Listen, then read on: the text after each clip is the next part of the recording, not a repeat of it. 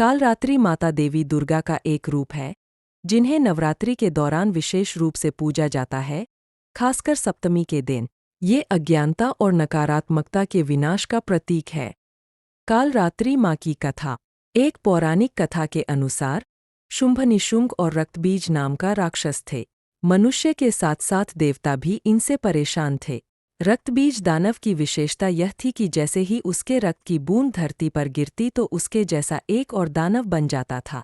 इस राक्षस से परेशान होकर समस्या का हल जानने सभी देवता भगवान शिव के पास पहुँचे। भगवान शिव को ज्ञात था कि इस दानव का अंत माता पार्वती कर सकती है। भगवान शिव ने मां पार्वती से इन राक्षसों का वध करने को कहा। मां पार्वती ने दुर्गा का रूप धारण किया और शुंभ-निशुंभ का वध कर दिया। अब रक्तबीज की बारी आई, लेकिन रक्तबीज को एक वरदान था कि अगर उसका खून धरती पर गिरता है तो उसके जैसा एक और दानव पैदा हो जाएगा। इसलिए मां पार्वती ने स्वर्ण शक्ति व तेज से मां कालरात्रि को उत्पन्न किया।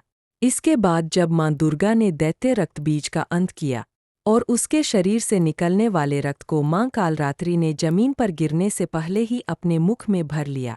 इस रूप में मां पार्वती कालरात्रि कहलाई। कालरात्रि माता की पूजा विधि। मां कालरात्रि की पूजा के लिए सुबह 4 से 6 बजे तक का समय उत्तम माना जाता है। इस दिन प्रातः जल्दी स्नानादि करके मां की पूजा के लिए लाल रंग के कपड़े पहनने चाहिए।